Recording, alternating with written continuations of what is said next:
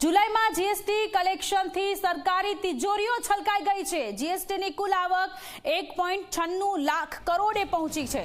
GST की आवक में गुजरात तीजा स्थाने है। नाणां मंत्रालये जीएसटी कलेक्शन आंकड़ा जाहिर कर्या छे। गत वर्षनी सरखामणीए चालू वर्षे 7.5% वधारो थयो छे।